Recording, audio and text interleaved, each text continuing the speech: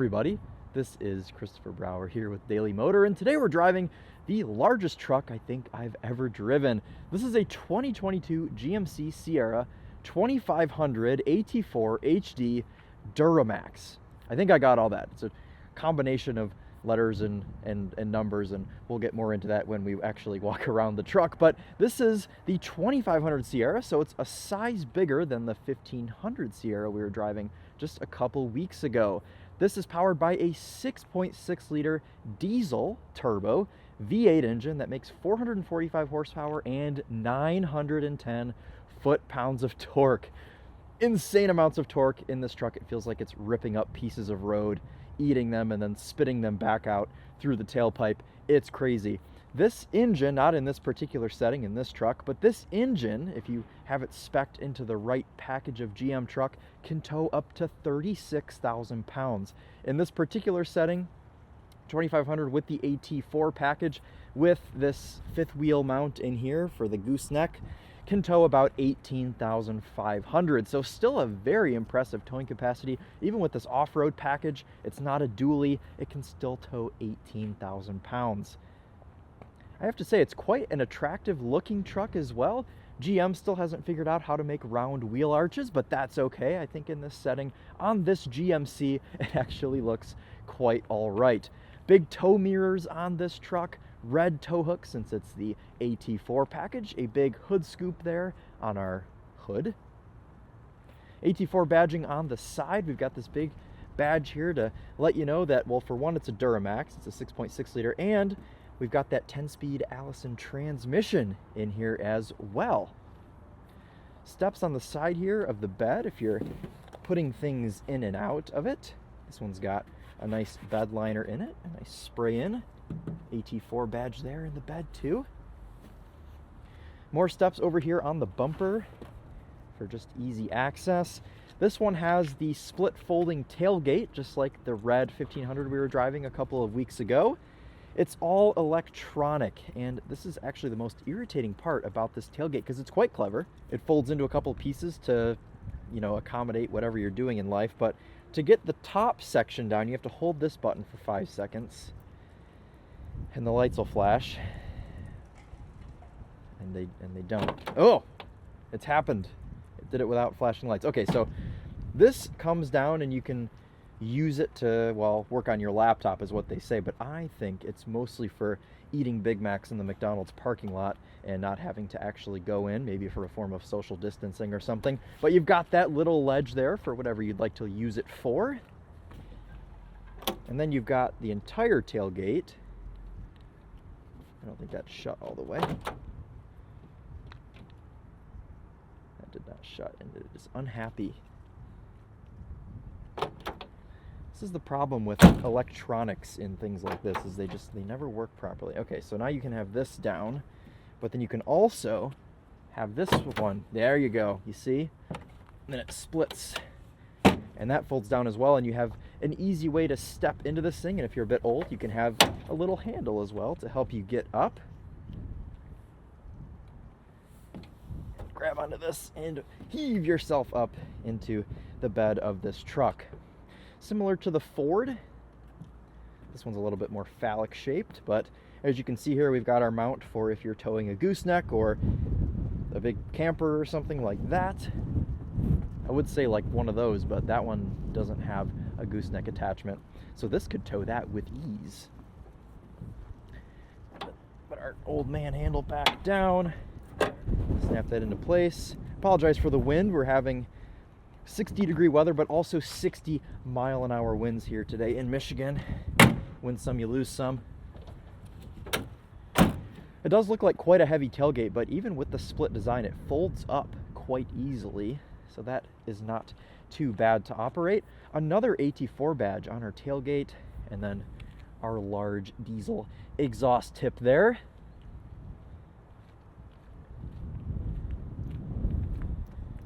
See where we put our diesel, and then our artificial urine goes into that hole right there.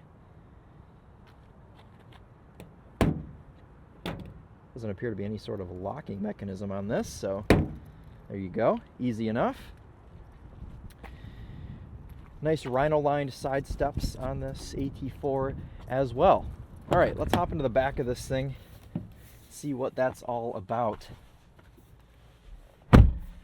Very familiar looking interior, as it's pretty much identical to just the 1500 series GMCs. Nice black leather with these brown/orange accents here, and little hidden compartments for, I don't know, what could you put in there? Gloves, maybe some snacks, things like that. Make it nice and easy for you. GM has always got your back with hidden compartments. If you have anything to hide as well, just tuck your little strap in, and it's invisible. No one would ever know until you reach in and pull the strap. Console here as well with some cup holders. You can also use it as an armrest. Tons of rear seat room, and any truck nowadays that's a crew cab or four-door, whatever you want to call it, they just have tons of room in the back seat. It's like being in a limousine or a Mercedes S-Class or BMW 7 Series or something of that nature. We do not have our own climate control unit back here, but we have a USB-A and C port and just a normal cigarette lighter port for a phone charger or mobile George Foreman grill or something if you want to use that. Power sliding rear window back here, but really not too much to this back seat. The best part about it is just how much room you have back here. I suppose you could have access to these cup holders as well. They would either benefit the front passengers or the rear passengers. So whoever needs extra room for cups, you've got more room for cups down here. The Americans love putting an excess amount of cup holders in their vehicles. I think that's quite funny. How many drinks do you actually need in a 5-passenger vehicle? 1, 2, 3, 4, 5, 6, 7, 8, presumably 9, 10. Well, I guess everyone gets to have 2 drinks then if you've got a full car of people. All right, let's go ahead and move up to the front.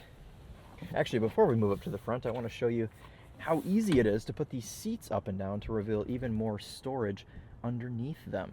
With the Fords, you actually have a little cable or a strap that you pull, similar to this one for the compartment, and it locks and unlocks the seat. Well, with the GM, it just snaps into place, and then you just pull it back down, and it actually feels very solid. You'd think, oh, well, wouldn't that fall under hard braking? No, because it does latch up, and it's not just going to fall down. You have to really heave on it, and it comes down nicely and snaps back into place again. So, pretty cool design. 60-40 split. That seat over there does the same thing, just in a smaller capacity, and there is a storage compartment under that as well. All right, let's go ahead and hop in here. If you're in the vertically challenged segment of height, you have these handles to get in, which even, they're beneficial for someone who isn't short as well. If you just want a little bit of extra help heaving yourself into this massive truck, you at least have those. And if you're a passenger, you can hang on if the driver is driving dangerously. Hear that 6.6 liter turbo diesel V8 motor come to life. Nice analog gauges there on our cluster, but quite a big digital display there in the middle that you can change to be whatever you'd like it to be. Distance to empty, you can see what song you're listening to, nav, call, and then you've got options to configure your different screens. I like to keep it on just this main screen because it gives you a digital speedo. Nice feeling leather wrapped steering wheel with orange stitching. We've got heated function on this as well, which is just a button on the steering wheel. Love the placement of that. Radar guided cruise and lane keep assist. This one actually vibrates your buttocks when you go over either side of the road to let you know that you're doing so, which is nice. People need that nowadays. I once had a lady in a GMC Acadia run me off the road while I was driving my Porsche. I was very irritated, and I could see her blind spot monitor blinking, and I know her butt was vibrating, and she still got over and ran me off the road. So maybe that's not enough. They need to have a hand that extends out of the dash and slaps you in the face and say, hey, look, someone's in your blind spot. Anyways, wireless Apple CarPlay. As you can see, my phone is not plugged in, and we do have Apple CarPlay connected. Good stuff. This screen may look small, but it is mighty. It actually works very well. You don't have a way through the touchscreen to get back to your just normal GM display, but you have a home button here. Takes you to the home screen, Tells you the outside temperature down here, and well, you can just go through all of your normal GM stuff. And the screen works very well. It's a little bit of a matte finish, not quite as extreme as Toyota's matte finish, so not huge on the actual texture, but that's okay. I was really not sold on this screen until now. This is the second GMC truck that I've driven with it, and you know, it works. It's a truck. We can't sit around all day and wish that all of our trucks had massive infotainment displays. This one works quite well. An array of climate control physical controls down here. It does have dual climate control as well. Adjust our fan speed there. We've got the exhaust brake here, lane keep assist, parking sensors. We can fold our tailgate down with that button, traction control, and a couple of other things. Heated and cooled seats on this GMC. You cannot heat and cool at the same time. That's okay. It's mostly a German car only thing anyways. The center console is massive. You can fit many things in there. And oh, look at that. We also have some extra USB ports and an aux port. Very interesting. Couple of different storage compartments here. Of course, your normal glove box, and then you've got an additional one up front, which is very long and skinny, but I'm sure you could find some use for that.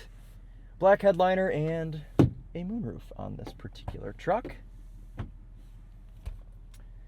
All right, well, what do you guys say we take this thing out on the Daily Motor Test Route and see what it's like to drive? Column mount shifter into reverse here. We've got a couple of different settings for our camera, but standard, you have a swiveling reverse camera here as well as a 360 camera. It even gives you a line of where your front trajectory is going to go, so that's pretty neat. If you're worried about swinging this thing wide, you can see exactly where your truck is going to end up. You can also zoom in on the back there, and if you have a trailer, there's also multiple settings for that camera as well.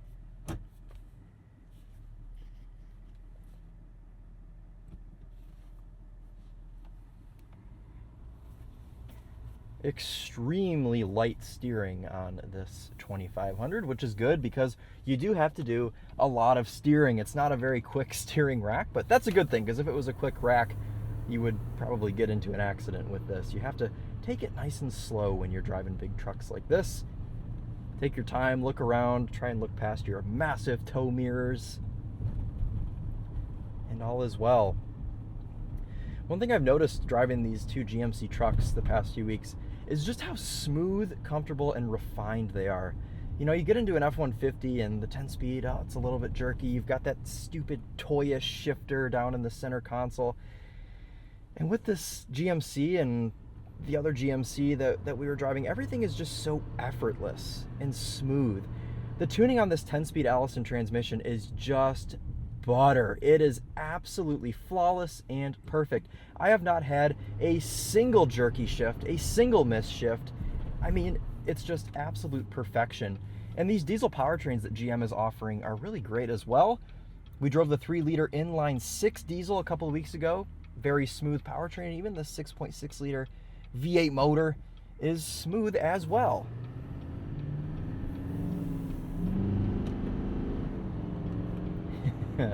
All of the semi-truck / school bus noises come from this 6.6-liter V8. But it's pretty cool. You feel very large and in charge driving this 2500. The brake pedal is not super confidence inspiring, but surprisingly, it's not any worse than it was in the 1500. So I actually feel more confident braking in this 2500 than I did in the 1500.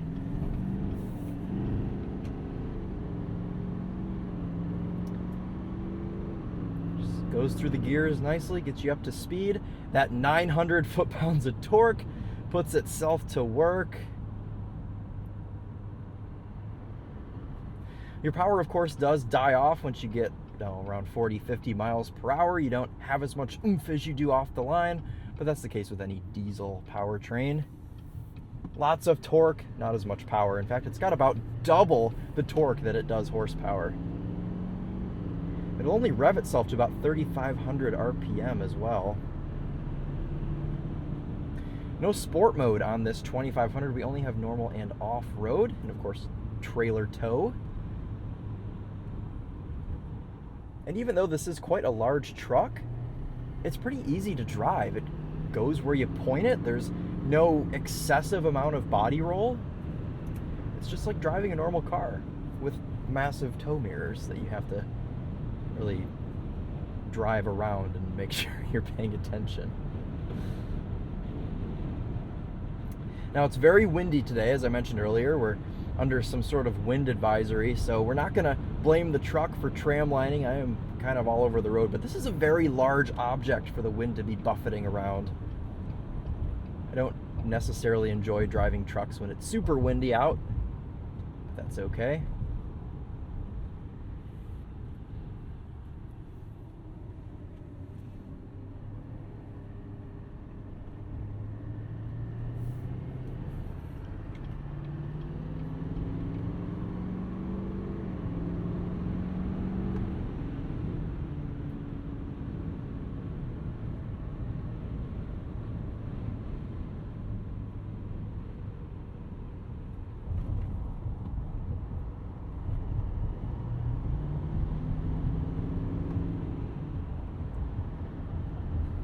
Coming up now to the rough ride section, we can really test out the ride in this 2500. Usually all body-on-frame stuff rides pretty similarly, and this kind of just feels like any other truck in the ride department. We'll know for sure once we get up to this super rough part.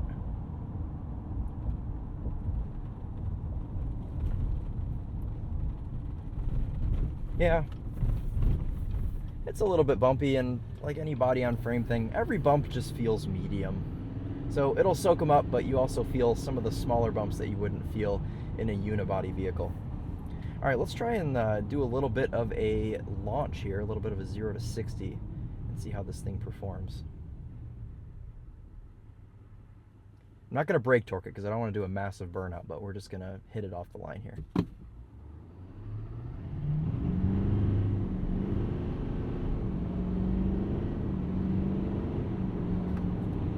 And there's 60 miles an hour.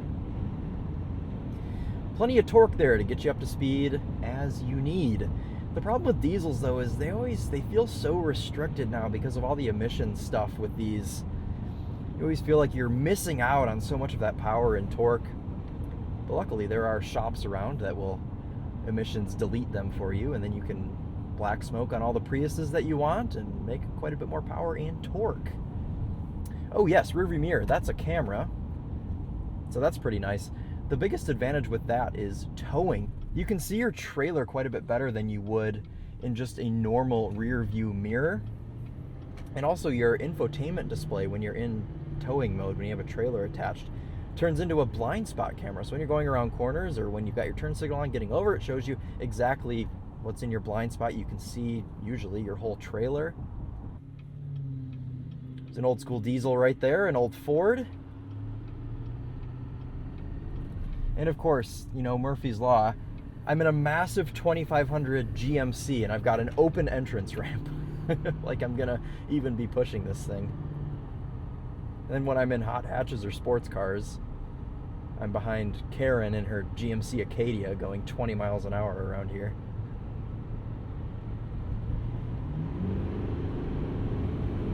Oh yeah. It's so funny driving diesels because you put your foot to the floor and it goes from 2,000 RPM to 3,000 RPM and you're up to speed.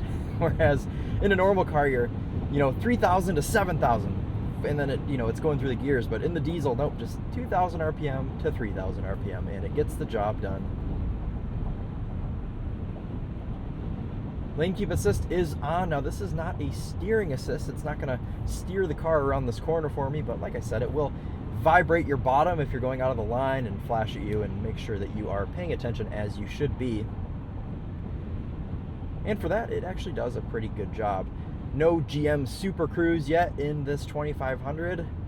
I'm sure someday we'll be seeing Super Cruise in a lot more things, but as for now, I believe it's reserved for only Cadillacs and maybe some of the new GM EVs that are coming out. I've only seen it in Cadillacs.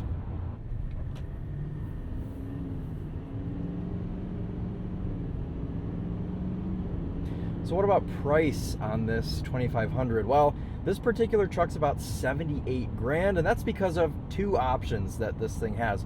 For one, that 6.6 liter Duramax diesel V8 is about a $10,000 option, just under. And then the AT4 package is also about an $8,000 option. So this thing's pretty well optioned just with two main packages, but you can have this with just a normal gas V8 if you so desire. But I feel like the main point of getting a 2500 is to take advantage of the fact that you can option on that Duramax V8. So that's certainly what I would recommend. And if you're doing a bit of off-roading, then sure, why not have the AT4 package as well? And if you're doing all sorts of towing, you can option on the mount for a gooseneck trailer or a fifth wheel, and you can tow up to 18,000 pounds. And if you're very serious, you get your 3500 dually with the right equipment, and you can tow 36,000 pounds with this engine. That is just absolutely insane that just a V8 motor diesel in a pickup truck can tow 36,000 pounds.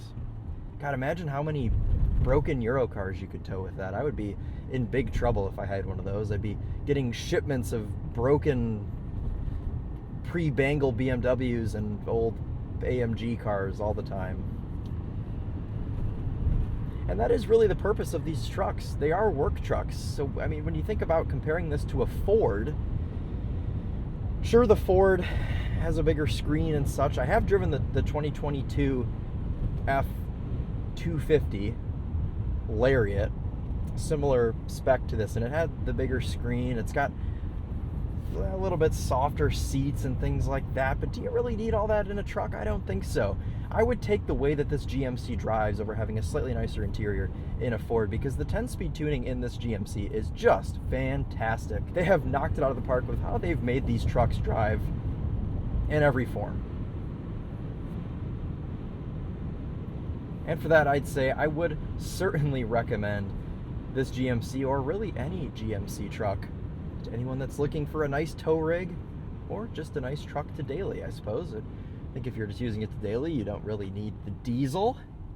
But if you're doing any bit of towing, definitely go for the diesel. And not only is this 6.6 liter V8 diesel great, that 3 liter diesel you can get in the 1500 is just as great, just a smaller package if you're not looking to tow quite as much. Though we did tow my 2000 Mercedes ML55 AMG, which is a pretty big SUV. It's like a 5,000 pound SUV, and that 3 liter inline 6 in the 1500 towed it with ease. And of course this would as well. So do I have any complaints with this GMC 2500? To be honest with you, not really. If I were to be nitpicky, I'd say, well, this column shifter is a little bit flimsy and it moves back and forth and it feels very cheap in the hand. But honestly, outside of that, it's a really, really solid choice. I have no complaints in the drivability segment. Brake pedal's a little bit vague, but other than that, this thing's fine. I mean, it's a really, really good truck. I cannot believe how much I've enjoyed driving these GM trucks, because prior to the past couple weeks, month, I was not very familiar with these GM trucks, and I'm glad that I've gotten to drive a couple of them now, because I can fully appreciate them and understand why people choose them. So there you have it. It's going to conclude our drive of this GMC 2500 AT4 Duramax. Hope you all have enjoyed watching. I've actually had quite a bit of fun driving this around. Sometimes it's fun to drive something different that you're not used to. And I have found quite a bit of joy driving this Duramax around for the past few days.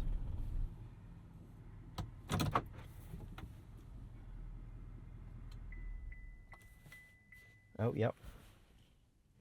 Nope, nobody's back there. Okay. Oh, also, if you guys are interested in finding out more about the Bose sound system or the sort of fuel economy that this truck gets on the highway, make sure you check out Charlie's videos. They will be linked down below. Otherwise, though, thank you all so much for watching. I really do like this truck, and I hope we get to drive even more GM trucks in the future. Speaking of GM trucks, actually, we just drove the new Hummer EV, so if you haven't seen that video, make sure you go check that out as well. You can see GM at their full potential. All right, guys, well, thank you so much for watching. This has been Christopher Brower with Daily Motor, and as always, drive on.